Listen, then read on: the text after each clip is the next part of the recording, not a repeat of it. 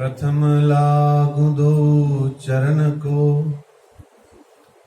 धनी ए न छुड़ायो खिन्न। लाख तली लाल एड़िया, मेरे जीव के यही जीवन। इन पांव तले पड़ी रहूं, धनी नजर खोलो बातूं। पलना बालूं निरखूं नेत्रे, मेरे जीव के ही जीवन। मेरे जीव के ही जीवन। कदमों लागू करूं सेजदा, पकड़ के दो पाए। हुक्म करत हैं मासूक, बीच आशिक के दिल आए। मासूक तुम्हारी अंगना, तुम अंगना के मासूक। ए हुक्मे इलम दृढ़ किया, रूह अजू क्यों न होत टूक टूक। रूह अजू क्यों न होत टूक टूक। वंदो सद्गुरु चरण को, करूं सो प्रेम प्रणाम। अशुभ हरन मंगल करण, श्री देव चंद्र जी नाम। श्री प्राणनाथ निज मूलपति, श्री मिहिराज सुनाम। तेज कुंवर श्यामा युगल को, पल पल करूं प्रणाम। पल पल करूं प्रणाम। परना परम धाम देख, करिके प्रणाम देख। आशिक को आराम देख, सकल दुख भागे हैं। कहत है मस्तान, जाको लागी इसक तान। रूहें देखिए दीदार, श्री प्राणनाथ जी गुम्मट जी में विराजे हैं। श्री प्राणनाथ जी परना जी में विराजे हैं। बोलिए श्री प्राणनाथ प्यारे की जय। निजानंद स्वामी की जय। श्री कृष्ण कन्हैया लाल की जय। महारानी श्री बाईजू राज की जय। महाराजा छत्रसाल की जय। महामती श्री लालदास जी महाराज की जय। परमहंस श्री जवाहरदास जी महाराज की जय। सर्व सुंदर साथ की जय। प्रणाम।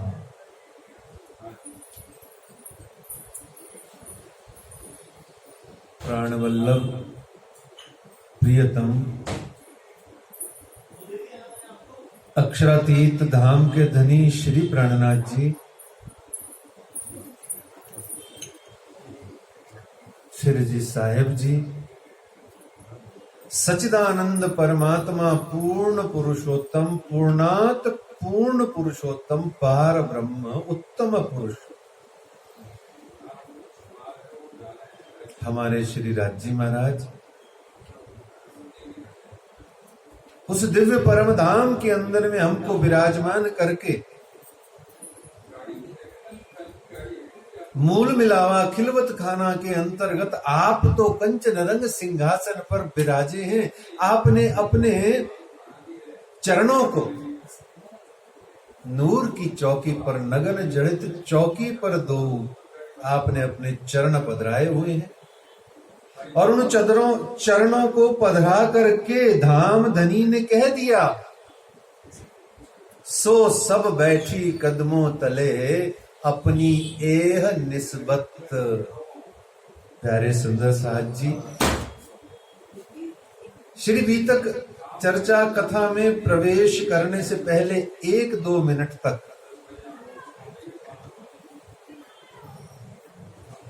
अपनी सुरता, अपना ध्यान चिंतन चितवनी के माध्यम से उस मूल मिलावा में लेकर के जाइए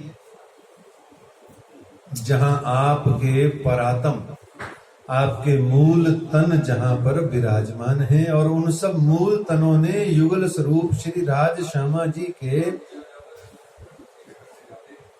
चरणों को थाम रखा है।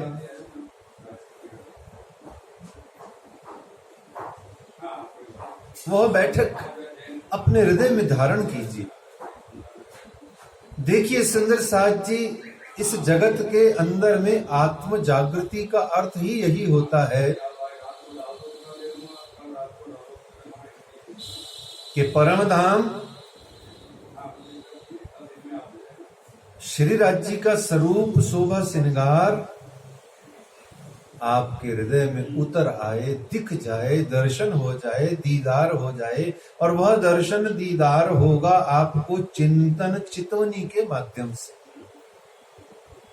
आत्म जागृति का मूल अभिप्राय सिर्फ और सिर्फ दर्शन से, अनुभूति से। श्री तारतम बानी में लिया जाता है, जब हम चित्त को एकाग्र करके अपने प्रियतम प्राणनाथ अक्षरातीत की तारतम बानी के माध्यम से उस मूल मिलावा का ध्यान करते हैं, तो हमें वह स्वरूप, वह शोभा, वह श्रृंगार, वह वस्त्राभूषण, उन परम धाम की यावत सामग्री, भवन, मॉल आदि समस्त 25 पक्ष का चिंतन में, चितवनी में, कल्पना के माध्यम से, चित्रण से, परिदृश्य से हमें दर्शन होता है।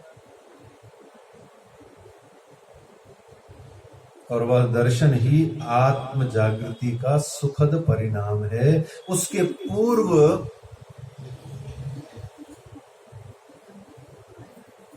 अभी बहुत सारी साधना सबको करनी है। इसलिए हर एक चर्चा के अंतर्गत वह चर्चा अधूरी है जिस चर्चा में आपने मिनट, 2 मिनट, 3 मिनट तक बैठ करके प्रियतम का नख शिख, नख से लेके शिख तक, पांव से लेके मुखारबिंद तक यदि आपने चिंतन नहीं किया, चितवनी नहीं करी, देखो प्रेम आएगा ही नहीं। प्रेम कब आएगा? आप यूं ही अगर हमसे मिलते रहे, देखिए एक दिन प्यार हो जाएगा। मिलोगे तो प्यार होगे ना, और मिलोगे ही नहीं तो क्या होगा? खुश्क रह जाओगे, कोरे रह जाओगे। मिलो, और फिर कहते हैं मिलो न तुम तो हम घबराएं। ऐसे मेरे पार ब्रह्म अक्षरातीत से चिंतन के अंतर्गत प्रत्येक सखी का कर्तव्य है कि आंख नीच करके वो मिले। और तारतम बाणी भी क्या है? ये तारतम बाणी भी मिलना ही तो है। जो पढ़ा है वो दिखा नहीं तो पढ़ा क्या खाक। जो पढ़ा है वो समझ में नहीं आया तो पढ़ा क्या खाक, मिट्टी। क्या फायदा ऐसे पढ़ाई का कि उससे दिखाई न देवे जिसके बारे में बताया जा रहा है। आपको आलू मांगा जा रहा है और आप टमाटर दिए जा रहे हो, ऐसे जिंदगी का क्या फायदा? क्यों? क्योंकि शब्द से स्वरूप दिखता ही नहीं है, प्रैक्टिस में नहीं है। तो ये तारतम बानी जब तक किसी भी चर्चा कथा में मिनट 2 मिनट उस मूल मिलावा का, उन श्री राज श्यामा जी के स्वरूप शोभा श्रृंगार का, वो मेरी प्यारी प्यारी श्यामा महारानी जी के चरणों का जब तक आपको चिंतन में दर्शन नहीं होता, कोई भी चर्चा कथा की, प्रतिफल की, सुखद फल की, सुखद परिणाम की प्राप्ति बहुत दूर रहती है। वो दूर ही है। जिसके बारे में सुन रहे हो वो दिख नहीं रहा, तो क्या सुन रहे हो? जिसके बारे में सुन रहे हो उसका चिंतन नहीं हो रहा, मन मस्तिष्क में वो दिखाई नहीं दे रहा, तो हम क्या सुन रहे हैं भैया?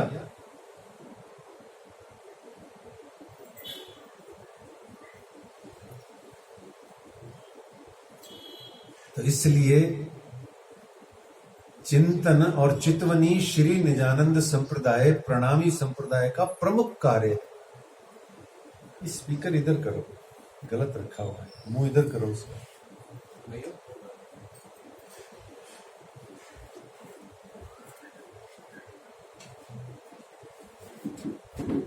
बोलो श्री प्राणनाथ प्यारे की, श्री बैजूराज श्यामा महारानी की। आज बीतक का 11 दिवसीय इस ज्ञान यज्ञ के अंतर्गत जो श्रीमती मनीषा धर्मेंद्र दुबे के यहाँ पर जयपुर में हो रहा है, आज तीसरा दिवस है। प्रथम दिवस में और द्वितीय दिवस में हमने जाना कि परम धाम में क्या लीला हुई, क्यों हमको इस संसार में आना पड़ा, परम धाम में क्या बातचीत हुई, क्यों आए, किस लिए आए, और ब्रिज के अंदर में आए पहली बार,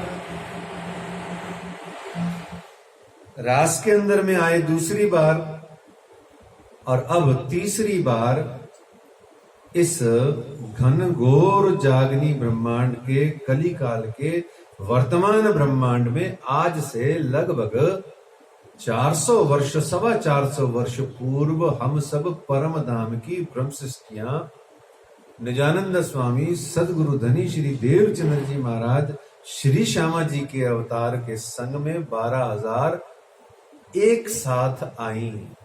लेकिन ब्रज में भी एक साथ आई थी, गोकुल में, रास ब्रह्मांड में भी एक साथ ही गई थी, योग माया के अखंड वृंदावन में, और जागनी के ब्रह्मांड में भी एक साथ आई है।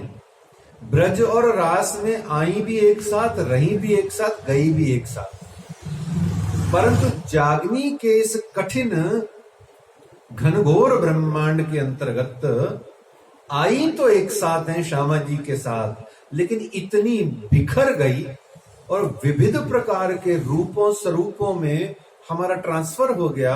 न तो हम पता कि आदमी हैं कि औरत हैं, न तो हमें ये पता कि हम छोटे हैं कि बड़े हैं,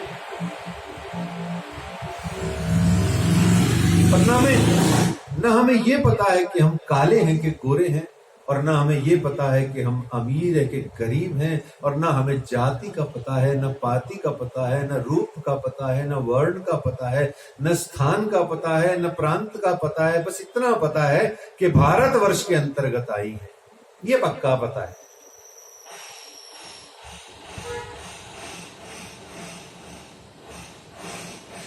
तो ऐसे कठिन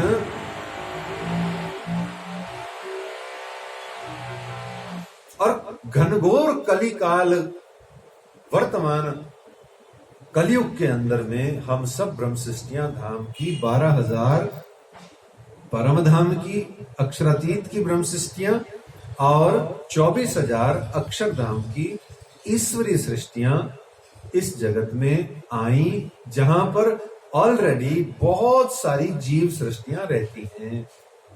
समझ में आ रहा है? कितने प्रकार की सृष्टियां हुई? 3 प्रकार की। कौन कौन सी? जीव सृष्टि जो कि क्षर लोक की है, ईश्वरी सृष्टि जो कि अक्षर धाम की है, और ब्रह्म सृष्टि जो कि परम धाम की है।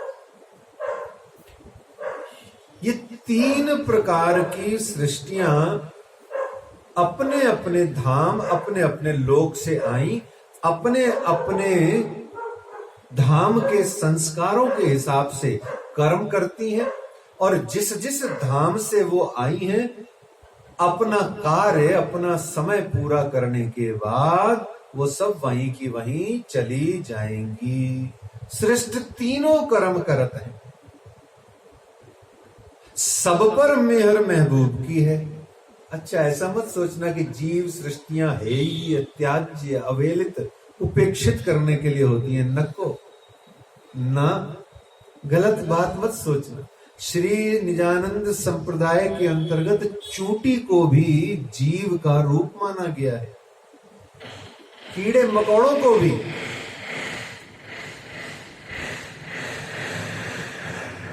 नानाविध योनियों में जो आए हुए हैं जीव, वो चींटी भी है, कीड़ा भी है, मकोड़ा भी है। न जाने कब वो मनुष्य रूप में आ जाए।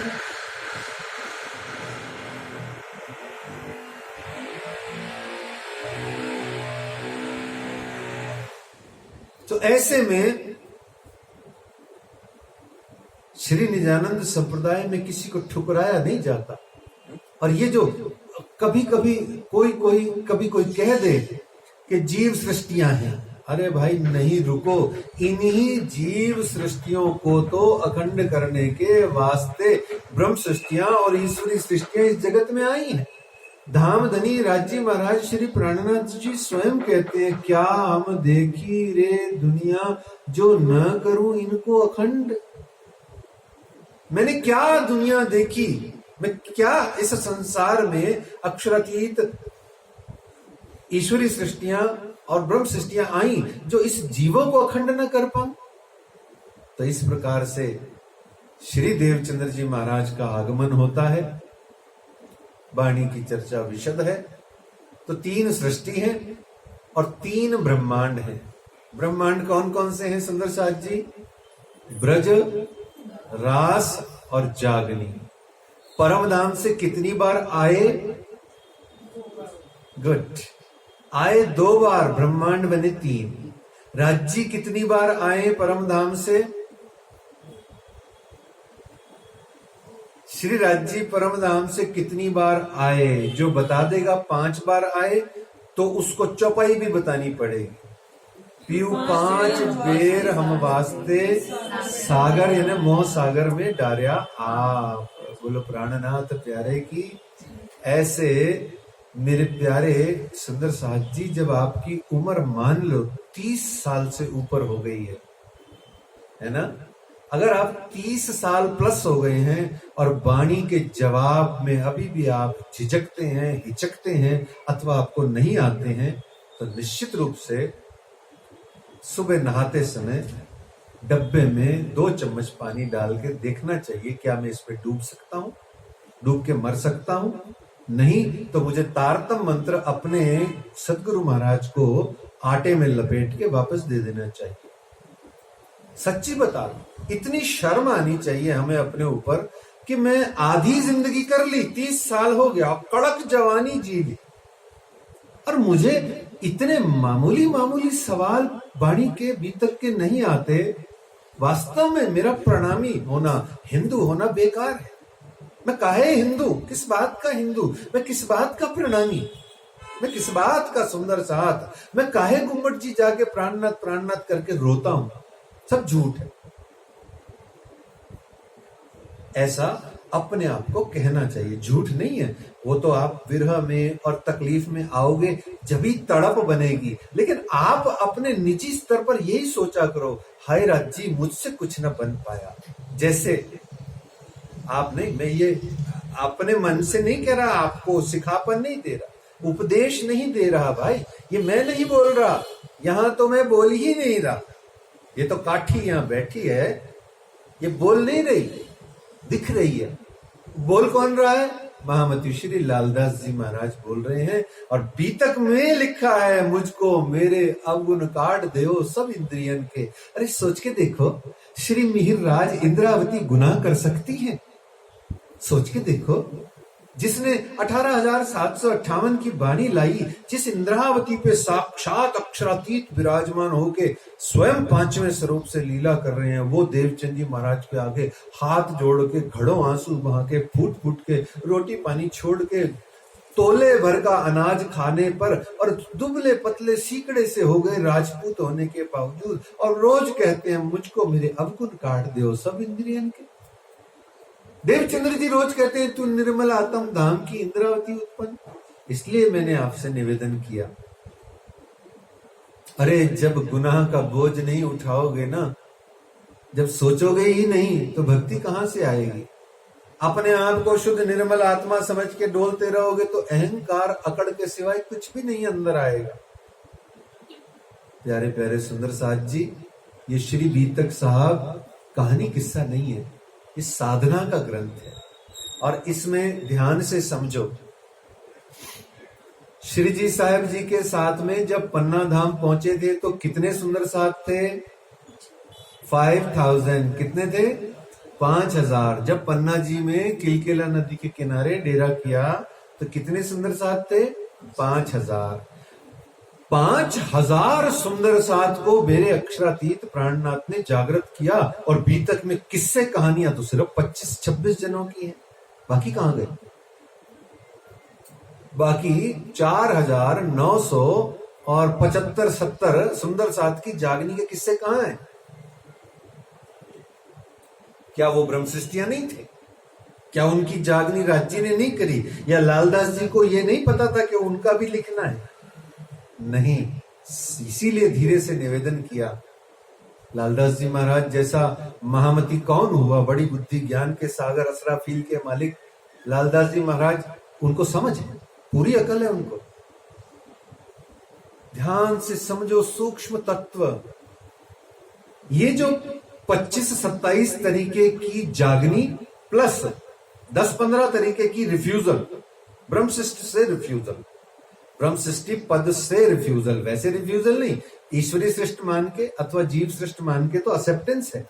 श्री जी ने किसी को नहीं ठुकराया, बल्कि मैं तो सच्ची कानों को हाथ लगा के बोलूंगा, मेरे हादी अक्षरातीत को हजारों ने ठुकराया, लाखों ने ठुकराया, आज भी ठुकराते हैं, प्रणामी होके भी ठुकराते हैं। और प्रणामी होके भी सुबह बोलते हैं श्री प्राणनाथ निज मूलपति, और फिर कहते हैं प्राणनाथ जी शरीर थे, आज भी ठुकराते हैं। पर मेरे अक्षरातीत ने किसी को ठुकराया नहीं। ठाकुर किसी को क्या ठोकर मारेगा? ठाकुरों का काम ठोकर मारना नहीं होता, ठाकुरों का काम होता है सबको ठकुराई देना। तो अक्षरातीत धाम के धनी प्रियतम प्राणनाथ ने इस जगत के अंदर में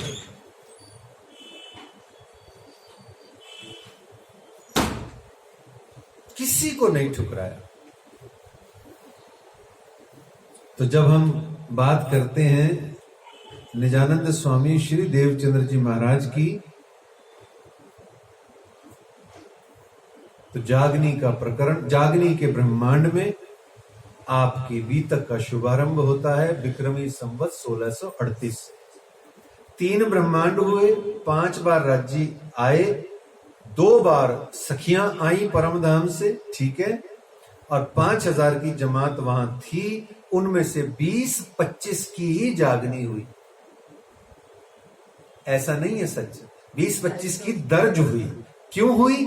क्योंकि स्टाइल ऑफ जागनी, अंदाजे बयां है जुदा जुदा, है ना।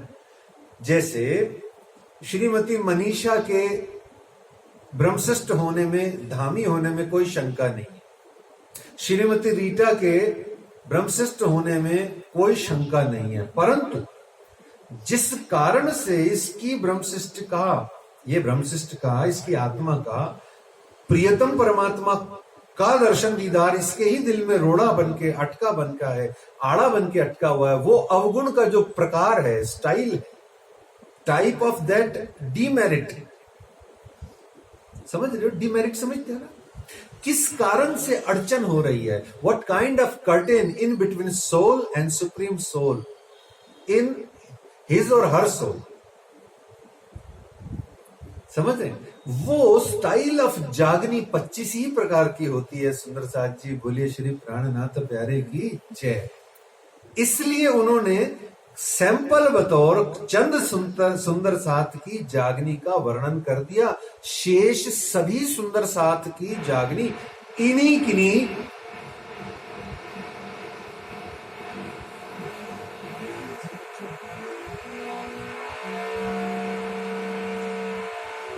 किन्हीं किन्हीं प्रकार के आधार पर है। जैसे सैंपल के लिए, जैसे सबसे पहली जागनी किसकी हुई सुंदर साथ जी?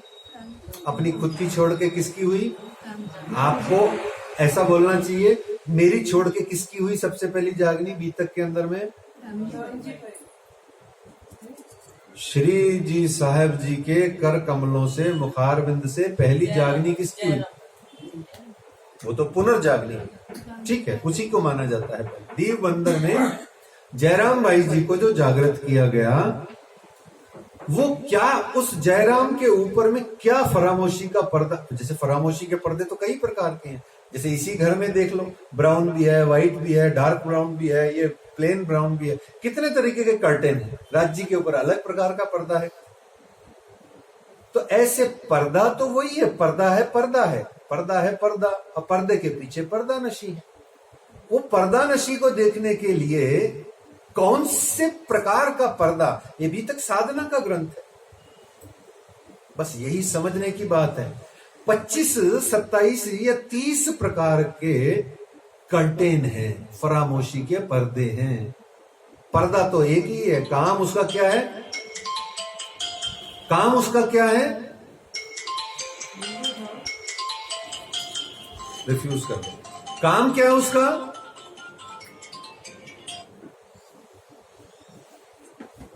पर्दे का काम क्या है? आड़ करना, खाड़ करना, अड़चन डालना, उधर को इधर ना देखने देना, इधर को उधर ना देखने देना। तो किस प्रकार का पर्दा, किस प्रकार का पर्दा है ये बताया गया। 25-30 प्रकार के पर्दे हैं। तो जयराम भाई पर क्या पर्दा था? जल्दी से जवाब दीजिए, फिर देवचंद जी महाराज की जीवनी शुरू करते हैं। गद्दे के नीचे जयराम भाई जी पे किस प्रकार की जागनी का पर्दा था? जयराम भाई जी पर फरामोशी का जो पर्दा था, वह कौन सी काइंड ऑफ वैरायटी नंबर कौन सा था? माया। हाँ, माया। अरे माया तो सब पर है, माया ही तो है। फरामोशी का अर्थ माया ही तो होता है। पर माया में वैरायटी नंबर क्या थी? नहीं, वो तो कबलो कांसा कूटेगा, कबलो हथौड़ा एरन थी। वो तो उसका धंधा था बेचारे का। जाग करके फिर, हाँ जी, उसकी प्रॉब्लम ये थी कि सदगुरु महाराज ने उसको जगा दिया, फिर भी घर परिवार में काम धंधा में खो गया। तो आज अधिकांशतः 90% लोगों की प्रॉब्लम यही है। सुन लेंगे सब कुछ, सब सुन लेंगे, मान लेंगे। उस समय जब तक गुरुजी, गुरुजन, संत जन, विद्वान जन जब तक प्रवचन कथा कर रहे हैं तब तक मानेंगे, घड़ों आंसू भी बहा लेंगे कोई 2, 4, 5 बीच में। पर जैसे ही कथा चर्चा मंडप से बाहर जाएंगे तो सारा का सारा कथा का जो व्यथा का जो बोझ है वो कथा मंडप में ही छोड़ जाएंगे और बाहर वेल्ले होके जाएंगे। जैसे दुकान से आदमी घर आता है, लेकिन सारी दुकान घर लेके आता है। बाप बेटे यदि दुकानदार हो तो डाइनिंग टेबल पे रोटी कम खाते हैं और दुकान की चर्चा ज्यादा करते हैं। क्यों? क्योंकि मन वहीं लगा हुआ है, रमता वहीं है, दुकान पे जाके फूटी आ जाती है। लेकिन कथा मंडप की कथा को कहते हैं, सब जने कहते हैं, वो उधर ही छोड़ के आया करो वो सब बातें मंदिर की, यहां मत लाया करो। खैर, बोलो श्री प्राणनाथ प्यारे की। आइए सुंदर साथ जी, तो बीतक क्या है? साधना का ग्रंथ है, विविध प्रकार की साधनाएं हैं। ठीक है ना। जैसे लक्ष्मीदास जी सूरत वाले थे, उनपे कर्म कांड का सावा था। जैसे वो जो नलिया में जो धारावाही थे, उनको ये शौक था कि मैं प्राणनाथ बन गया हूं। ऐसे अनेक अनेक प्रकार की तकलीफें हैं, सब सुंदर साथ में। ये बीतक साधना का ग्रंथ है, धीरे धीरे हम देखेंगे। जब प्राणनाथ जी महाराज की बीतक शुरू होगी तब हम देखेंगे। आइए अब प्रवेश करते हैं श्री निजानंद स्वामी की बीतक में, उनके जीवन में। एक और चीज बड़ी प्यारी याद रखिए, निजानंद स्वामी की बीतक और श्री प्राणनाथ जी की बीतक। निजानंद स्वामी की बीतक इंडिविजुअल है, आपकी है, आपकी है, आपकी है, आपकी है, आपकी है। आपके जीवन में जो अभी मैंने कहा 30, 32, 35 साल, तो मान लीजिए उस समय आयु ज्यादा होती थी, तो अभी वो 40 साल की मान लीजिए। आजकल कलयुग आ गया है, 65-70 साल जिंदगी रह गई है, आप उसको 30-32 साल मान लीजिए। 30-32 साल तक इंडिविजुअल जागनी है। इंडिविजुअल समझते हैं, निजी आत्म साधना, स्वयं की साधना, अपने को जगाने की साधना, आत्म जागृति की साधना। आत्म जागृति करनी है तो निजानंद स्वामी की बीतक को फॉलो कीजिए, समझिए, बूझिए, जानिए, उस आधार पर अनेक प्रकार से साधना कीजिए। और यदि जो राज्य का हुक्म है क्या, परमधाम में जागो अने जगाओ, तो जागो में निजानंद स्वामी की बीतक शिक्षा देती है और अणे जगाओ में श्री जी साहेब जी की बीतक शिक्षा देती है। आप अपनी आत्मा को जगाओ यानी कि निजानंद स्वामी देवचंद जी महाराज की बीतक, और समस्त आत्माओं को आगे बढ़कर के बाहर जाके जगाओ यानी श्री जी साहेब जी की, श्री प्राणनाथ जी की बीतक। ठीक है, तो इस प्रकार से देवचंद जी महाराज की बीतक में हम प्रवेश करते हैं बड़े आनंद से।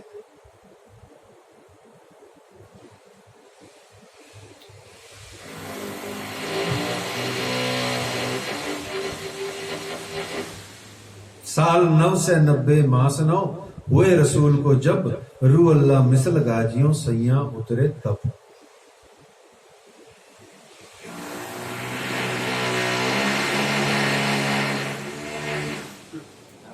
कितने हुए साल, जब रू अल्लाह कब आई,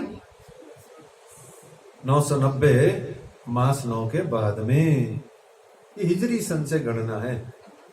ठीक है, हमको देखनी है विक्रमी संवत से गणना, और विक्रमी संवत में गणना आती है 1638, 1638 विक्रमी संवत हिंदी कैलेंडर के हिसाब से श्री देवचंद्र जी महाराज का जन्म, प्रगटन, अवतरण होता है। ये नीचे की लाइन महत्वपूर्ण है, वो समझने की है। रू अल्लाह मिसल गाजियों सैया उतरे तब, इत आए धरी दे। याद रखना सुंदर साथ जी, ब्रज और रास में आप आए सुरता से। ये जो कई बार कंफ्यूजन होता है, ब्रज और रास के ब्रह्मांड में आप लोग आए सुरता से। कैसे आए, सुरत से, सुरत आई हमारी।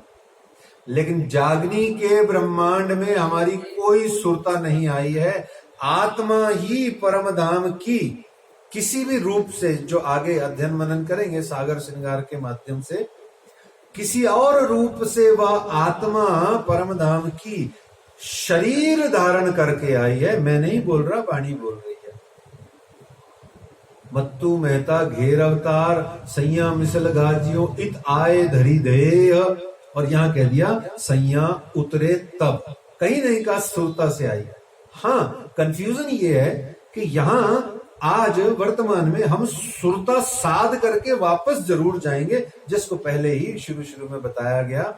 सुरता साधना अर्थात चितवनी, चिंतन करना। बिना चिंतन चितवनी के किसी का बेड़ा पार नहीं होना। सब ढोर डंगर की तरह जिंदगी खाए पिए मौज करी चलोगे और चले जाओगे, धर्म का सिर्फ दिखावा ही करते हुए जाओगे। ये स्पष्ट शब्दों का बयान है, कोई नहीं देता।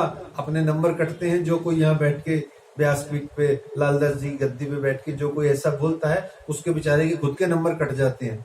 लेकिन सच्ची बात है, आज सांच कहूं तो कहूं को ना रुचे, पर मेरी मजबूरी है, मैं प्राणनाथ जी के इस वाणी को सामने रख करके लालदास जी की गादी पे बैठ के असत्य भाषण कर ही नहीं सकता।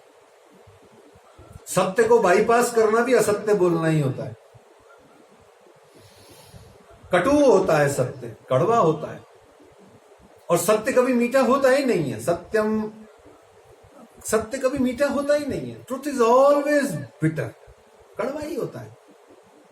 तो अपनी जिंदगी को साधना है, अच्छे से बनाना है, तो बिना चिंतन चितवनी श्रवण पठन पाठ पारायण किए कुछ नहीं होने वाला। और बुढ़ापे में करने की सोचने की बैठे हो तो बुढ़ापे में भूल जाना, कुछ भी नहीं कर पाओगे, क्योंकि बुढ़ापे में ये शरीर को ही संभालते रह जाओगे अपने, और इसने कभी किसी का साथ आज तक नहीं दिया। सबका अंत सिर्फ एक होता है।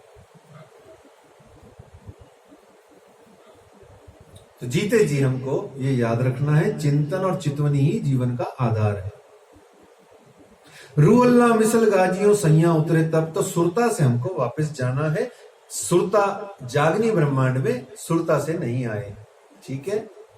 बाकी विशद वार्ता राज्य जब अवसर दें। रूह अल्लाह कौन है? श्री श्यामा जी रूह अल्लाह को कहा गया। रूह अल्लाह के दो जामे कौन है? रूह अल्लाह किसको कहा गया? श्री श्यामा जी को, ठीक है। और रूह अल्लाह के दो जामे, जामे का अर्थ होता है ये जामा, ये राज्य का जामा होता है ना, सफेद रंग का, केसरिया रंग का, है ना, और रेड कलर का। कितने कितने जामे होते हैं पन्ना जी में, गुम्बद जी में देखे होंगे आपने। जामा का अर्थ होता है कुर्ता या बड़ा बड़ा कपड़ा, है ना, जो पहनते हैं राज्य। और इस यहां पर जामे का अर्थ है शरीर भी जामा कहा गया। वासांसी जीर्णानी, गीता में भी कहा गया वासांसी जीर्णानी यथा विहाय। आत्मा कपड़े रूपी अपने तन को धारण करती है, ऐसे रूह अल्लाह ने दो तन धारण करके यहाँ लीला करी। पहला तन देवचंद्र, दूसरा तन प्राणनाथ, ठीक है। देवचंद्र जी का तन और इधर श्री मिहिर राज यानी प्राणनाथ जी का तन। तो रूह अल्लाह कौन है? श्री श्यामा जी। रूह अल्लाह के दो जामे कौन है? श्री देवचंद्र और श्री प्राणनाथ। अब मिसल गाजियों कौन है भैया? ये मिसल गाजी कौन है? ये गाजी बनी असराई भी है। वाणी में उर्दू थोड़ा आती है, तंग करती है, थोड़ा तंग करती है, लेकिन एक दो पांच बार अगर हम गो थ्रू हो जाएंगे तो वो धीरे धीरे उर्दू भी हमें तंग करना बंद कर देती है।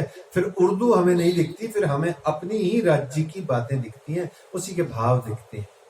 मिसल गाजी कौन है? मिसल गाजी हम नहीं है, बाकी कौन है वो समझ लीजिए, हम नहीं। मिसल गाजी कहते हैं सुंदर साथ जी, धाम के धनी अक्षरातीत पर सर कटवाने वाले लोग, कुर्बानी काटने और कट जाने वाले लोगों को मिसल गाजी बोलते हैं।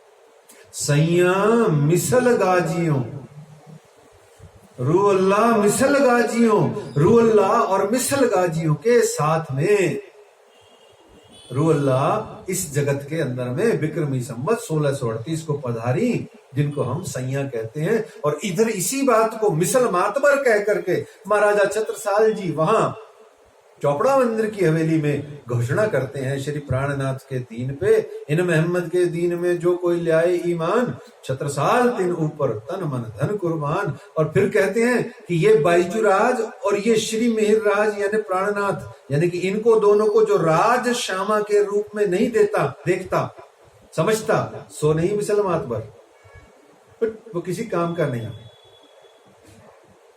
छत्रसाल घोषणा करते हैं। खैर, तो इस प्रकार से रूह अल्लाह मिसल गाजियों सैया उतरे तब, इस प्रकार से वो उतरते हैं। संवत 1638 से आशोज सुदी 14 को जन्म श्री देवचंद्र जी आए प्रगटे मारवाड़ में। मारवाड़ प्रदेश में कहा जाए देवचंद जी का जन्म होता है, याद कीजिए। श्री देवचंद जी का जन्म कहाँ होता है? मारवाड़ प्रांत में, स्टेट इज मारवाड़, ठीक है। गांव का नाम क्या है? Village name Umarkot. क्या है विलेज का नाम? उमरकोट। वर्तमान में ये सिंध नाम के प्रांत में उधर चला गया, पाकिस्तान में। अभी पहले ये भारत ही था, ठीक है। तो देवचंद्र जी महाराज का जन्म कई महापुरुष बोल देते हैं पाकिस्तान में हुआ था, पाकिस्तान में नहीं हुआ था, वर्तमान में वो पाकिस्तान हो गया, ठीक है। आगे चलते हैं। तो तामे गाम उमरकोट मत्तू मेहता घेर अवतार माता जो कुंवर भाई ताको कहूं विस्तार। और इस प्रकार से जन्म होता है। जन्म की बधाई त्रिगुण त्रिदेवा को जाती है। सारा जगत श्री श्यामा जी के प्रकटन का एक दूसरे को बधाई देता है। संसार को दिखता नहीं है ज्यादा। इसी प्रकार से वहां पर पिंगल श्याम जी का एक मंदिर होता है। कौन से भगवान की मूर्ति थी वहां? मंदिर होते हैं ना गांव में छोटे छोटे, उसमें उस मंदिर में पिंगल श्री श्याम जी नाम का एक मूर्ति था। काले कृष्ण जी का मूर्ति था जी, और श्री कृष्ण जी की एक मंदिर था। उस मंदिर की श्री देवचंद्र जी छोटे से 5 वर्ष की अवस्था में घर से जब सुबह सुबह प्रातः दैनिक क्रिया के लिए जब निकलते तो लोटा आदि दातून आदि लेकर के निकलते, और सुबह सुबह श्याम जी के उसी मंदिर में जाकर के पूजा अर्चना प्रार्थना वंदना करते, परिक्रमा करते, और विविध प्रकार के अपने सभी हिंदू देवी देवताओं, गणेश जी, हनुमान जी, शिव जी की सभी प्रकार के सर्व हिंदू मंदिर था। वो एक गांव का एक ही मंदिर था। बाहर की तरफ सब मूर्तियों से जाके देवचंद जी महाराज बातें करते, परिक्रमा देते। सुबह खूब सारा टाइम उनका 6 से 9 का वहीं निकल जाता, और बहुत सारी आनंद से बातें करते, और करते करते करते करते एक दिन समय बीतता गया। श्री देवचंद्र जी महाराज 11 वर्ष के हो गए। कितने हो गए? 11 वर्ष। तो यहां चौपाई बड़ी सुंदर बात करती है। जब वह बरस 11वां तब मन उपजो विचार में, कौन कहां से आया कहां है मेरो अवतार। वह कहते हैं आयु को। क्या कहते हैं? वह संस्कृत का शब्द, वह कहते हैं आयु को। ठीक है।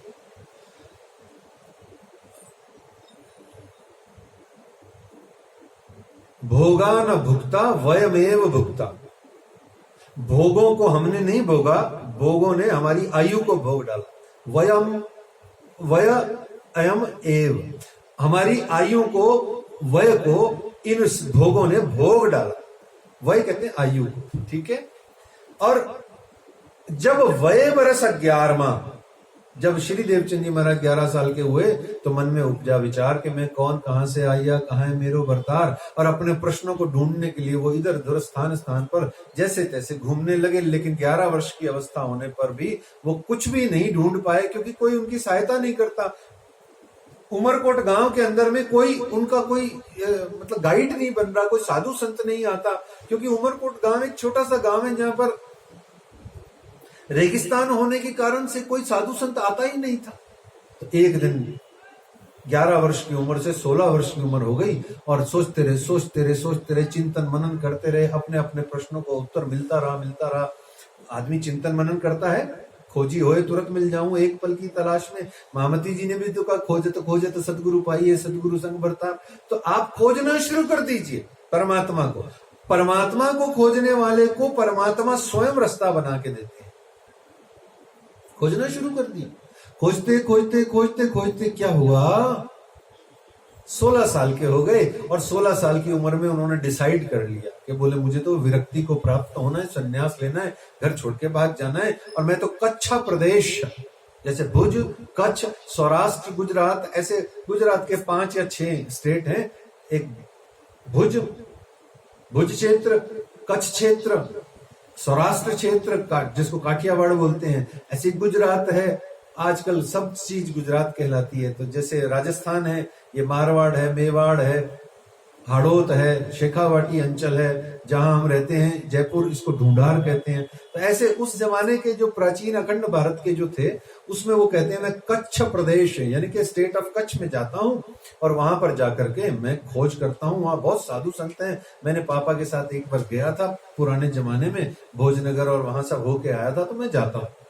तो देवचंद जी महाराज ने डिसाइड कर लिया, 16 साल की उम्र है, और उन्होंने डिसाइड किया।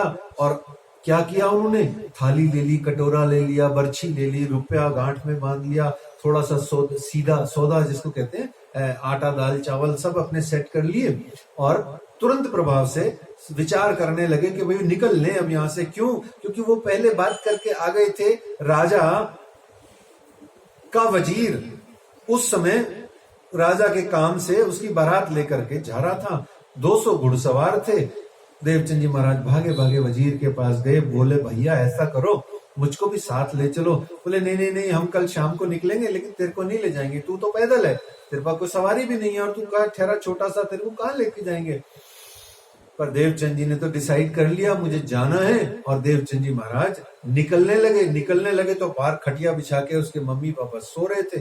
अब मम्मी पापा सोते रहे, देवचंद जी महाराज चुपके से निकल न पाए। जैसे ही श्री देवचंद्र जी महाराज को चांस हाथ लगा, वैसे ही वो नजर बचा के वहां से निकल लिए। लेकिन तब तक बारात वहां से चली गई, और बारात वहां से निकल गई तो भी देवचंद जी महाराज हिम्मत करके शाम का समय और पीछे पीछे रेगिस्तान की धरती में चलने लगे। अब रेगिस्तान का क्या नेचर होता है कि थोड़ी थोड़ी देर में हवाएं चलती हैं तो जो टीले होते हैं, टीबे होते हैं, धोरे होते हैं, वो पलट जाते हैं, और जो घुड़सवारों के जो पैरों के निशान हैं वो भी पलट जाते हैं, उसकी जगह कुछ नहीं रहता। अब देवचंद जी महाराज कुछ दूर तो घोड़ों के निशान से चलने लगे, इतने में आंधी तूफान ने रास्ता पलट दिया, निशान मिटा दिए। अब देवचंद जी महाराज सन्नाटे में बीच में रेगिस्तान के आ गए। संध्या हो गई। 16 साल का बालक देवचंद्र डर गए और डर करके मन में ध्यान करने लगे उस परमात्मा का जिसकी खोज में वो निकले हैं। इतने में क्या देखते हैं, एक हट्टा कट्टा पुरुष आता है। देवचंद जी महाराज के पेट में भी दर्द होने लग जाता है डर के मारे। वो हट्टा कट्टा पुरुष आता है, धीरे धीरे वो साया पास आना शुरू हो जाता है।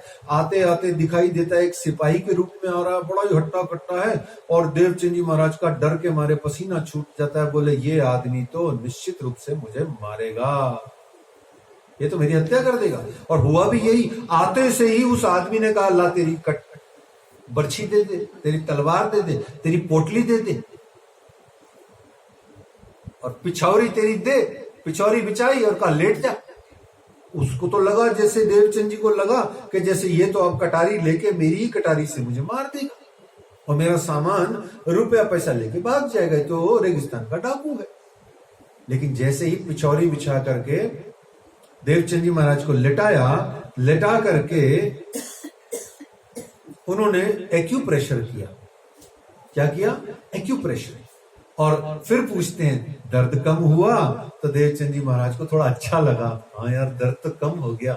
नहीं अभी थोड़ा सा इस साइड में और है, तो वो थोड़ा और उसको एक्यूप्रेशर करते हैं उसके पैर पे, अपने पैर से दर्द वायु निकल जाती है और देवचंद जी महाराज 50% आश्वस्त हो जाते हैं। नहीं ये मारेगा तो नहीं, हाँ लेकिन ये मेरे को लेके जाएगा और मेरे को डेफिनेटली है ना ये किसी गुलाम बना के सेठों के यहाँ बेच देगा, साहूकारों के यहाँ सारी उम्र मेरे को है ना गुलामी करनी पड़ेगी। कंधे पे हाथ रखते हैं, पिछोरी बोझा सारा अपने सिर ले लेते हैं। इसका मतलब समझते हो? अभी समझाते हैं। सारा बोझ देवचंद्र का अपने कांधे पे लाद करके उसके कंधे पे हाथ रख करके चल देते हैं और कुछ ही देर बाद में घर परिवार की बातें करते करते देवचंद्र को कहते हैं देख वो तेरी बारात आ गई जो वजीर की जा रही थी, तेरा यही तो मेला था ना जो छूट गया था। देवचंद्र जी बड़े आश्चर्यचकित। और जैसे ही देवचंद्र जी महाराज वजीर के पास गए, उधर देखा और देख करके इधर देखा तो वो स्वरूप गायब हो गया, वो सिपाही गायब और रोने लगे। आपके साथ में भी ऐसा ही होता है और एक बार होता है, आपके साथ में जिंदगी में हजारों बार ऐसा होता है, हुआ है। क्या? ताम रेगिस्तान के बीच में हक ने, श्री राज जी ने मोहम्मद के रूप में दिया दीदार। ये मोहम्मद कौन था? ये हुक्म का स्वरूप कौन था? ये आपको हजारों बार दर्शन देता है। प्रैक्टिकली समझो इस बीतक को। वहां देवचंद्र जी को दर्शन दिया, वो कहानी 425 साल पहले लीला पूरी हो गई। उस लीला को बार बार सुन के आपको क्या लाभ हो रहा है? क्या लाभ हो रहा है आपको? आपको होता है जैसे एक सैंपल बतौर, मुझे किसी जिंदगी के किसी मोड़ पर किसी ने धोखा दे दिया।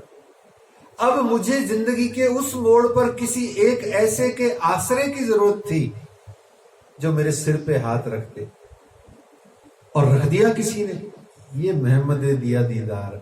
सरल शब्दों में, जब जहां जिस वस्तु की जिस समय जरूरत हो, आप हल्की सी प्रार्थना करो और वो जरूरत पूरी कर दें। राजी महाराज, श्री श्यामा जी, वही आपको दीदार है। आपका उद्देश्य, आपका लक्ष्य, आपकी जरूरत, आपका भगवान, आपका सोच विचार, आपकी वो इच्छा, वो आवश्यकता, वो डिजायर थी, राज्य उसी रूप में आ गए। आपको सांस नहीं आ रही, जुकाम हो गया, आपकी क्या जरूरत है उस समय? विक्स लगाई चारों तरफ, भाई एक खुली सी सांस आ जाए, राजी महाराज मर रहे हैं हम तो सांस जो आ गई वही परमात्मा है, वो मोहम्मद दिया दीदार। ट्रेन में टिकट खो गई, पैसे खो गए, पर्स खो गया, अरे भैया पड़ोसी बैठे अंकल ने कहा नहीं नहीं बेटा मैं दे देता हूं, तू जयपुर चल के मुझे दे देना, वो मोहम्मद दिया दीदार। और हम क्या करते हैं? मानते नहीं। घर में भी ऐसा ही होता है, पति परेशान है, दुखी है, व्यवसाय में आदि इत्यादि में, पत्नी ने यदि प्यार पूर्वक उसकी सेवा कर दी, उसके सिर पे हाथ रख दिया, थोड़ा गले लगा लिया, थोड़ा मीठी बातें कर ली, बाहर गार्डन में घुमा लाई, उसको रिलैक्स कर दिया, ये मोहम्मद दिया दीदार है। क्यों? अभी आपकी जरूरत यही थी, अभी आपका भगवान इतना ही था। वॉल्यूम ऑफ योर भगवान इज इतना ही कि आपको यही जरूरत, यही डिजायर, यही आपको चाहिए, यही आपका भगवान है, तो दीदार दे दिया राज्य ने। जिस भाषा को आप समझते हो राज्य ने उस भाषा में आपको दर्शन दिया। समझते हैं? तो इस प्रकार से ये पहला दर्शन कहा गया। ये पहला दर्शन संसार के हर उस व्यक्ति को जो 2, 3, 5% भी परमात्मा भगवान को मानता है, ईश्वर में आस्था रखता है, उसको घड़ी घड़ी पल पल होता है। भगवान कहता है तू एक बार मोए साध कर मैं जी जी करूं 10 बेर। एक तरफ एक कदम मेरी तरफ चल, मैं 1000 कदम तेरी तरफ बढ़ाऊंगा। ये यही तो है, और क्या है? मानते नहीं है, लेकिन आप उसको तुक्का मान लेते हैं, संजोग मान लेते हैं। ओहो भाई साहब आपने बड़ा साथ दिया, आप ही थे जो करने वाले थे। लेकिन भक्त जन क्या कहते हैं? अरे रे रे, आपको तो श्यामा जी महारानी जी ने भेज दिया, जो मेरा काम सर गया। श्यामा जी मेरे पे कृपा नहीं करती तो आपको क्यों भेजती? भक्त ऐसा बोलता है। और जो भक्त नहीं होता, जो सीधी बात करता है, वो डायरेक्ट कहता है, भाव बढ़ाता है, उसको चापलूसी करता है, आपके कारण से हो गया साहब। अरे आप कौन हो? भगवान हो क्या? भगवान ने, राज्य ने, ईश्वर ने, परमात्मा ने, व्हाटएवर जिसको आप जो कुछ भी कहते हो, उसने उसको भेजा। ये मोहम्मद दिया दीदार। रेगिस्तान में देवचंद्र जी महाराज की एक ही इच्छा थी, वो बारात मिल जाए, पेट में दर्द ठीक हो जाए, किसी तरीके से बारात मिल जाए। तो ये पहला दर्शन हो गया। सुंदर साहब जी, पिया हुए मोपे हस्ती प्रसन्न, 3 बेर दिए दर्शन। ये पहला दर्शन है, बहुत प्यारा दर्शन है। आपको हजारों बार होता है, दिन में 5-5 बार भी होता है। छोटा सा दूध मुआ बच्चा है, उसको माँ 5 बार दूध पिलाती है, वो भगवान का दर्शन ही तो है, और क्या है? बच्चे को उस समय क्या चाहिए? सिर्फ माता जी का दूध। वो 5 बार, 6 बार, 8 बार पिलाती है माँ, तो वो भगवान है। इसीलिए तो माँ को भगवान कहते हैं संसार में। इसके बाद में आगे बढ़े तो वजीर ने कहा तुम आ गए, ऐसे कैसे आ गए? बड़ा अजीब सा लगा वजीर को। वजीर ने कहा अच्छा आप आ गए, भोजन का समय, भोजन प्राप्त कीजिए। बोले भैया मैं तो अपना भोजन खुद बना के करता हूं, आप तो मुझे ऐसा करो, मेरा थोड़ा कुछ छोटा मोटा खाने पीने को बनाने का सामान। वो वजीर ने कहा ले लो। तो देवचंद जी ने उससे ले लिया, उसकी बात मान करके भाई कहा मैं तो अपना लेके आया हूं सामान, सौदा या सीधा कहते हैं उसको। तो वो बोले मैं तो ले लो आके आया हूँ। नहीं आप थोड़ा सा ले लो। तो वजीर की भी भावना रखने के लिए राज्य देवचंद जी महाराज ने उसका भी थोड़ा सा कच्चा सामान ले लिया, अपनी रसोई बनाई, और जिस स्वरूप ने दर्शन दिया था उसको ध्यान में लेकर के अरोगाई, फिर खुद पाई, फिर सबको प्रसाद दिया। बोलो श्री प्राणनाथ प्यारे की, हुक्म के स्वरूप की। एक और बार भी ये हुक्म का स्वरूप श्री जी साहब जी को, श्री जी महाराज को मिला था। कहां मिला था आप सोचना, अभी उत्तर नहीं मांग रहा, मिला है उनको। ऐसे कैसे? जब जरूरत थी तब आ गया। ठीक है, तो अब यहां पर देवचंद जी महाराज एक चौपाई कहते हैं, लालदास जी महाराज देवचंद जी के लिए, बस वो चौपाई सुनिए, बड़ी प्यारी है। फिर अगले प्रसंग में चलते हैं। यह तो तहकीक हुआ धनी मेरे हाजिर।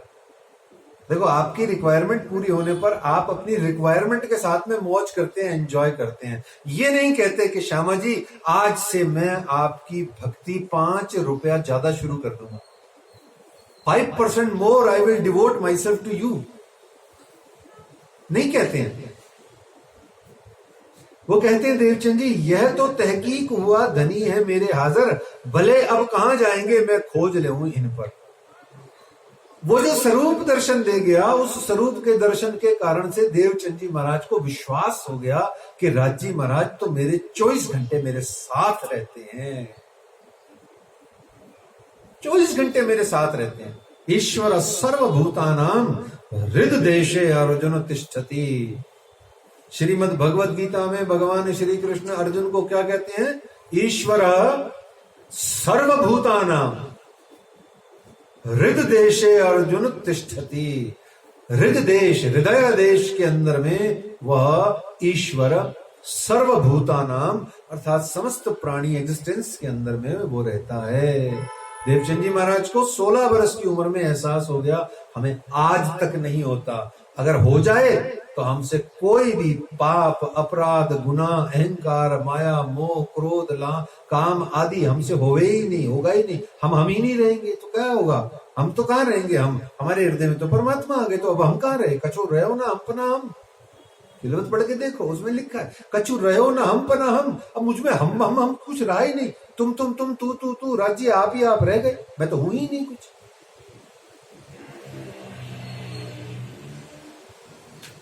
तो वो कहते हैं उनको विश्वास हो गया राज्य है। इस प्रकार से वो कच्छ प्रदेश में कुछ दिन रहते हैं। कच्छ प्रदेश रह करके 18 माह खोज करके वहां से भोजनगर चले जाते हैं, भुजनगर चले जाते हैं। भुजनगर में हरिदास जी महाराज रहते हैं। हरिदास जी से वो पहले मिले हुए हैं, मिल करके आए हुए हैं। ठीक है, पापा के साथ गए थे बहुत साल पहले। हरिदास जी ने तुरंत पहचान लिया, अरे देवचंद जी तुम कहां से आ गए? ऐसे अकेले कैसे आ गए? ओहो बहुत गलत काम किया, घर से भाग के आए हो? बोले हाँ घर से भाग के आए। अरे भैया ये बहुत गलत काम किया, तुरंत प्रभाव से चिट्ठी विट्ठी भेजो और अपने माता पिता को तुरंत प्रभाव से बोलो भाई मैं हरिदास जी के यहाँ पर सकुशल सुरक्षित पहुंच गया हूं, आप जरा चिंता मत करें। तो उनको वहां चिट्ठी भेज दी। हुआ क्या, हो उन्होंने देखा इकलौती संतान देवचंद्र है, ये तो मानता नहीं है, ढीठ हो गया है, चलो ये भोजनगर में सेटल होना चाहता है, हम भी सब।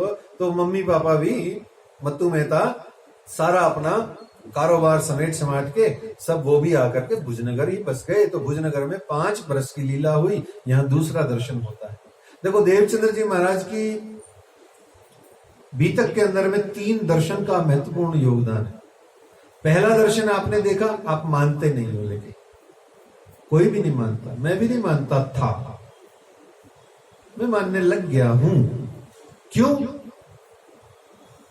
जितना जितना मैं खुदी मरेगा ना, उतना उतना खुदा की खुदी अंदर आएगी। और जितनी जितनी मैं खुदी को मारने की हम कोशिश करते हैं, उतनी उतनी हमारे हृदय में परमात्मा की प्रेम, इश्क की, इलम की आगमन होती है। आता है, आएगा ही आएगा। देखो मैं को मारोगे, एक छोटी सी बात है बड़ी प्यारी सी। रास ग्रंथ के शुरू के प्रकरण क्या है? भूंडा जीव जाग जा रहे। भूंडे जीव को जगाएंगे तो रास में प्रवेश करके प्यार मोहब्बत की बात करेंगे। भूंडा जीव प्यार मोहब्बत करने ही नहीं देता, वो तो फिजिकली रह जाता है, क्योंकि खोपड़ी सिर्फ शरीर में अटकी रहती है। इस त्वचा मांस मज्जा के शरीर में ही बुद्धि भूंडे जीव की अटकी रहती है। एतन मांस वसा आदि विकारम मनसि विचिंतय वारम वारम। आदि शंकराचार्य जी ने कहा भज गोविंदम स्तोत्र में मोह मुदगर मंत्र के अंतर्गत उन्होंने कहा एतन मांस वसा आदि विकारम। ये क्या है? The body is made of fats and flesh and bones. एतन ये तो मांस है, वसा यानी फैट है, आदि है ना अन्य चीजों का, विकार युक्त शरीर, मल मूत्र का शरीर है। इसमें धरा क्या है? ये तो मसाला है, माध्यम है सिर्फ। तो इस प्रकार से जब हम अपनी बुद्धि को उत्तरोत्तर आगे बढ़ाएंगे तो हमारी बुद्धि इस शरीर को छोड़ के आत्मा की ओर, मन की ओर भागती है, तो प्रेम पैदा होता है। प्रेम पैदा होने पर ही काम शुरू होता है। सत्य प्रेम आना ही प्रमुख बात है प्यारे सुंदर साथ जी। तो आइए, यहाँ 5 वर्ष तक हरिदास जी के साथ में आप राधा वल्लभी संप्रदाय में रहते हैं। 2-3 बड़ी प्यारी प्यारी छोटी छोटी बातें यहाँ घटित होती हैं, शिक्षाप्रद है।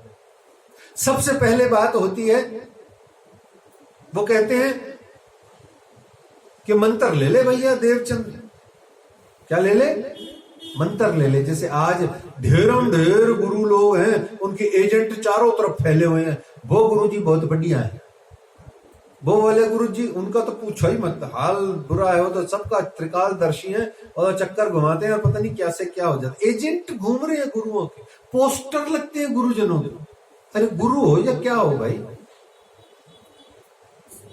ऐसा तो कोई एक कुलिक में जो माही निर्मल बाहर देवे न दिखाई, वाको पार ब्रह्म सो पहचान। रू अल्लाह पेरी अंदर पर हुई नहीं जाहिर, दुनिया हृदय आंदली सो देखे नजर बाहर। कलयुग में प्राणनाथ अक्षरातीत कहते हैं कि जो गुरु है वो छिपा हुआ रहता है, वो प्रकट में गुरु गुरु नहीं होता, ये कह रहे हैं। तो उन्होंने कहा कि मंत्र ले लो, बोले ले लेता हूं मंत्र। तो मंत्र का बड़ा अच्छा किस्सा है। इधर से मंत्र लेना था, इधर से मम्मी पापा ने देवचंद जी के ब्याह निश्चित कर दिया। जो घड़ी जो पल जो दिन जो वार मंत्र लेने का हरिदास जी ने देवचंद्र जी को कहा, सोई घड़ी सोई दिन सोई वार सोई समय माता पिता ने फेरे करने का कर दिया, हो गया वो लकीली। देखो एक फेरे लेने हैं शरीर के, एक लेने हैं आत्मा के, दोनों का वही टाइम मुहूर्त निकला। इधर से हरिदास जी ने देवचंद जी को कहा भैया ऐसा हो ना, सिर विर मुंडवा के अच्छा है ना, सीधे साधे सफेद वस्त्र पहन के आ जाना। देवचंद जी महाराज अपना टहलते हुए आ रहे हैं, मुझ पूरे मुंडन करा करके, चोटी रख करके, जनेऊ पहन के, सफेद वस्त्र धारण करके देवचंद जी महाराज आ रहे हैं डोलते हुए। सामने से पिता ने देखा, अरे तेरे को तो दूल्हा की ड्रेस में आना चाहिए था, ये क्या मुंड मुंडा करके आ गया है। सिर पीट लिया देवचंद जी के पापा ने, मत्तू मेहता। बोले ये क्या करता है। तो रोते धोते विवाह हुआ, रोते धोते मंत्र का दीक्षा संपन्न हुई। और दीक्षा संपन्न होने के बाद एक दिन क्या होता है कि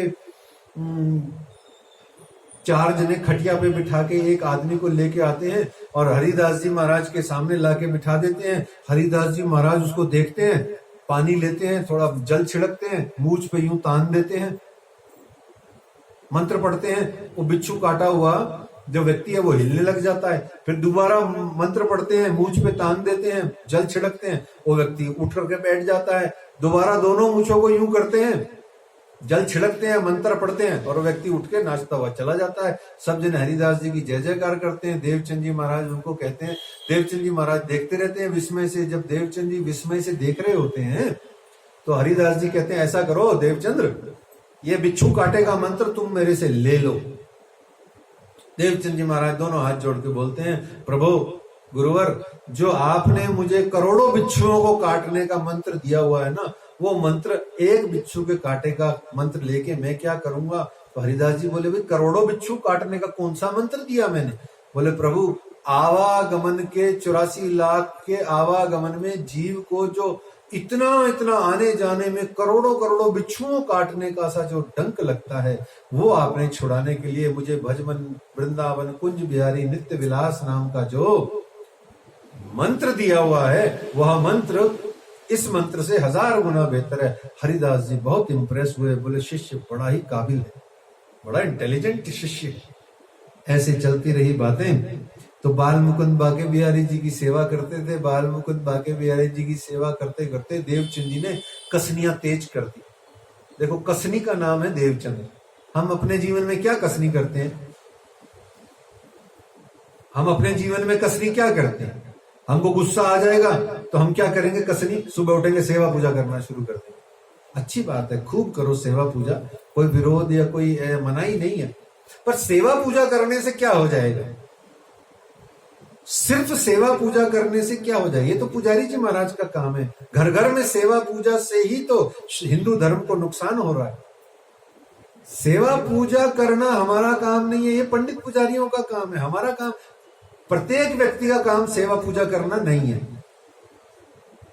अगर सब जने सारा समय सेवा पूजा में ही लगा दोगे, वाणी कब पढ़ोगे, ग्रंथ कब पढ़ोगे, गीता कब पढ़ोगे, भागवत कब पढ़ोगे, तारतम वाणी कब पढ़ोगे, इस बीतक साहब को कब सुनोगे। यही तो प्रॉब्लम है। सुबह से लेकर शाम तक 3 घंटे सेवा पूजा कर ली, वाणी पढ़ने के लिए 5 चुपई नहीं, 5 चुपई तो रोज पढ़नी चाहिए भैया। उल्टा करो सिस्टम, राज्य को सुबह जगाओ, रात को सिस्टम से प्यार से सुलाओ, बीच में लंबी लंबी सेवा पूजा से त्याग पत्र दे दो थोड़े दिनों बाद, प्रारंभिक अवस्था में नहीं।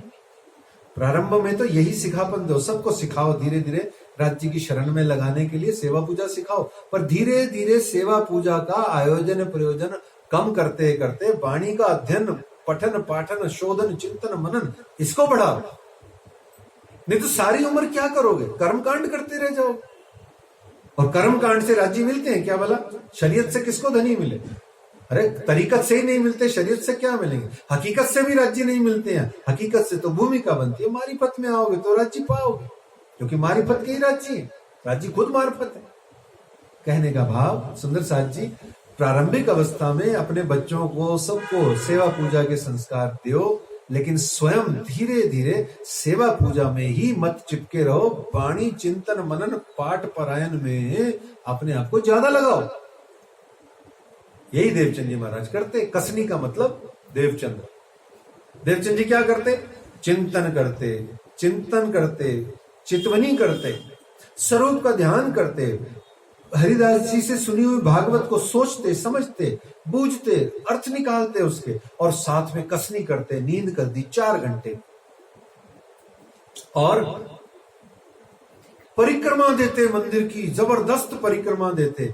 आपको मालूम है पुराने जमाने में मैंने भी, मेरी धर्म पत्नी ने, मैं उस समय बहुत कम धर्म में आस्था रखता था, विवाह पश्चात ताजा सन 1990 के आसपास धर्म में आस्था थी, शुरू से पारिवारिक संस्कार है, परंतु इतना नहीं था। मेरी धर्मपत्नी ने मुझसे सिर्फ इतना सा कहा, ये बंगला जी दरबार है, यहाँ ब्रह्म सृष्टियों का दरबार रहा है, मेरे श्री जी साहिब जी यहाँ साक्षात आज भी विराजमान है, आप तो एक काम कीजिए, सुनिए। मेरे को कहा मेरी धर्मपत्नी ने कि ये झाड़ू उठाइए, परिक्रमा की सफाई कर दीजिए, ये पोछा उठाइए, आओ अपन दोनों मिल के पोछा लगाते हैं, अभी आपके लिए इतनी सेवा बहुत। और लगाए सब, और रोए। फिर उसके बाद पूछो क्यों रोए? बोले अकल नहीं है, पर आनंद आया, बहुत बहुत आनंद आया। ऐसे ही देवचंद्र जी महाराज रात रात भर सफाई करते मंदिर की, बालमुकुंद बाके बिहारी जी के मंदिर की परिक्रमा देते, जल छिड़कते, सफाई करते, राम जाने सबके उठने से पहले, रात जाने सब कुछ कर देते। तो 2-4 बार तो हरिदास जी ने पूछा, तुक्का समझ करके मान लिया कि यार चलो सुबह होने से पहले, घड़ी तो होती नहीं थी, ब्रह्म मुहूर्त से पहले जग गया होगा, आ गया जल्दी। पर हमेशा बाहर की यही स्कीम चल रही है, तो हरिदास जी को लगा ये तो बहुत कसनी करता है, ऐसा करता हूं, बड़ा होनहार तो शिष्य है ही सही, इसको बाल मुकुंद जी दे देता हूं, ये घर जाकर के सेवा पूजा कर लेगा, अपनी खुद ही कर लेगा। इतने में क्या हुआ, जैसे ही डिसाइड किया कि कल सुबह या कल शाम को तुम्हारे को बाल मुकुंद जी देता हूं, बाल मुकुंद जी की मूर्ति गायब हो।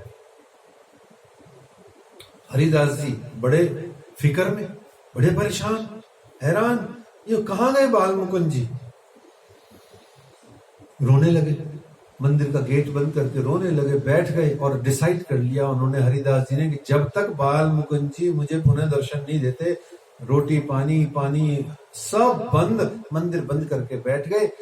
बांके बिहारी जी महाराज की सेवा पूजा करी, उनको भोग प्रसाद चढ़ा के बच्चों को दे दिया, मंदिर में दे दिया, बोले सब खा लो जिसको खाना है। मैं तो गेट बंद करके वापस बैठे, रोने लगे, विलाप करने लगे, बिद बिद से पुकार करने लगे, कहाँ चले गए बाल मुकुंद, कहाँ चले गए बाल मुकुंद? अब मैं क्या जवाब दूंगा देवचंद्र जी को? मुझे तो सुबह आपकी मूर्ति उनको प्रदान करनी थी, ये कौन ले गया? कहाँ चले गए, कहाँ चले गए, कहाँ चले गए? रोते रोते रात बीत गई, सुबह हो गई, देवचंद जी ने आना है, और चिंता बढ़ गई। हरिदास जी परेशान, बोले इतना होनहार मेरा शिष्य, और मैं उसको इतना सा नहीं कर पाया। रोने लगे। सुबह सुबह का समय, ध्यान में हरिदास जी को दर्शन हुए। देखो सुंदर साथ जी, श्यामा जी की कृपा दिखाऊं मैं आपको। श्यामा जी दर्शन आपको देंगी या नहीं देंगी मुझे नहीं पता, पर श्यामा जी आपको दर्शन तब जरूर देंगी जब आप श्यामा जी के किसी भक्त को या श्यामा जी के किसी ब्रह्मशिष्ट को आप प्यार करोगे, उसकी सेवा करोगे, तो श्यामा जी आ जाएंगे।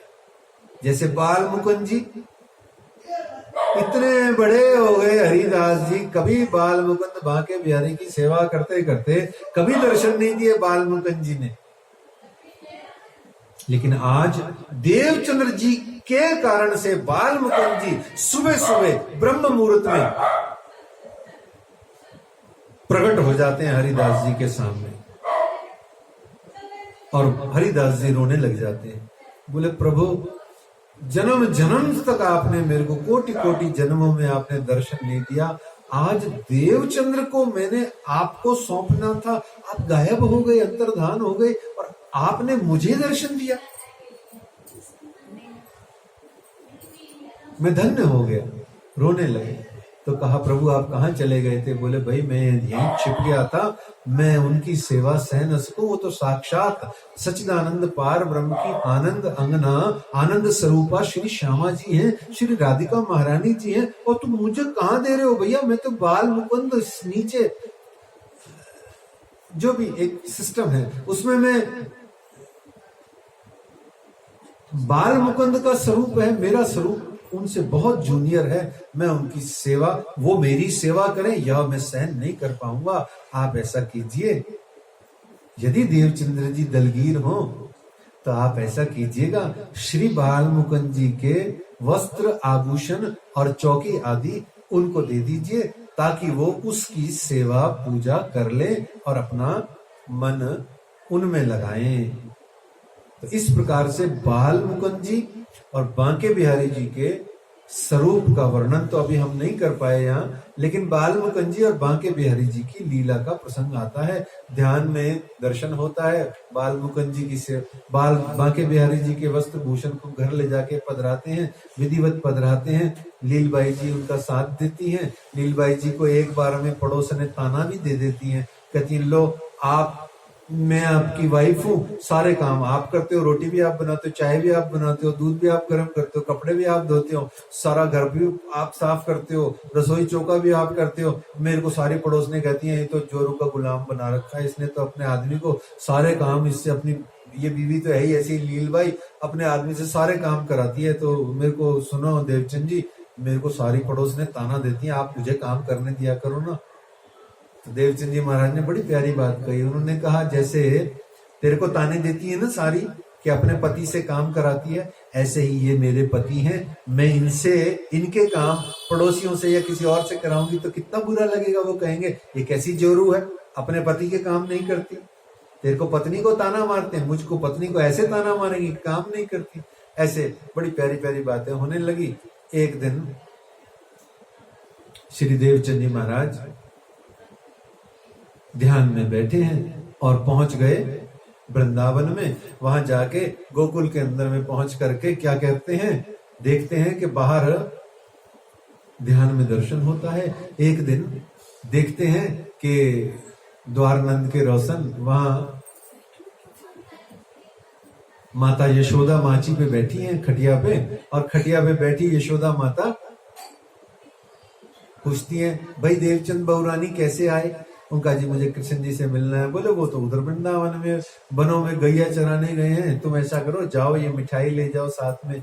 वो जाते हैं, वहां जाकर के वन में श्री कृष्ण जी और समस्त सखा मिलकर के घुघरी बना रहे होते हैं, गेहूं मीठी गेहूं उबाल करके बना रहे होते हैं गुड़ के साथ में। और वो जाके पूछते हैं भाई कृष्ण जी कहाँ हैं, तो कृष्ण जी से मिलते हैं, और मिल करके श्री कृष्ण जी और देवचंद जी की बहुत सारी बातें होती हैं वहां पर। जैसे ही श्री कृष्ण जी उनके हाथ में, देवचंद्र जी के हाथ में घुघरी का प्रसाद रखते हैं, तो देवचंद्र जी की नींद ध्यान भंग हो जाता है, और घर बैठे इधर भोजनगर में घर बैठे हुए क्या देखते हैं, हाथ में घुघरी का प्रसाद उनके हाथ में आ जाता है। बोलो श्री कृष्ण कन्हैया लाल की, श्री देवचंद्र जी महाराज की।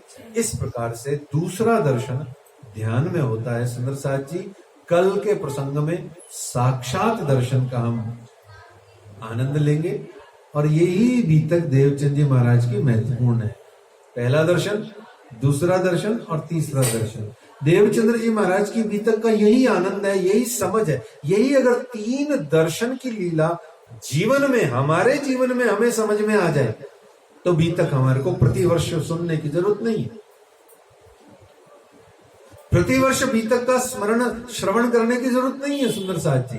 एक ही साल के अंदर में देवचंद्र जी महाराज का यदि चित्रण आपको स्पष्ट हो जाता है, उनके जीवन का आनंद आपको मिल जाता है, आत्मा आपकी जग जाती है, तो आपको बार बार आत्मा थोड़ा ही जगानी है, फिर तो आनंद लेना है अपने धनी के साथ।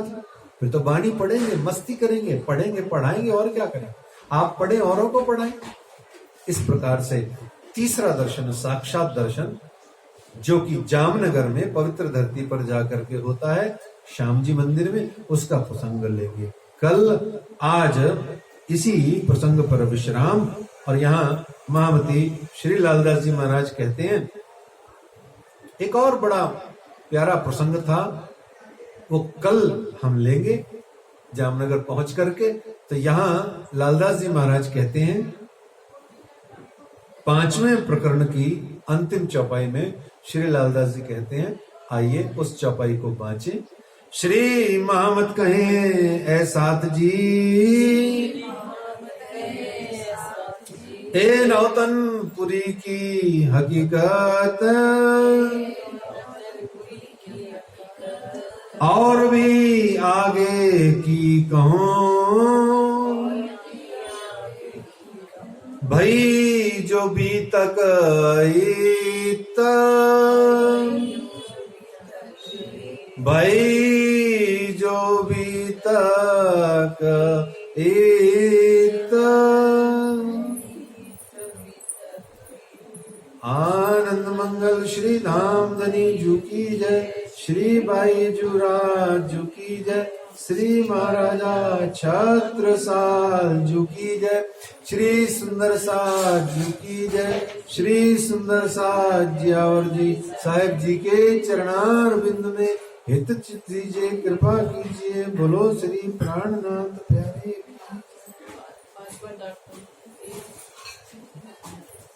2 बार श्री तारतम महामंत्र का जाप करें।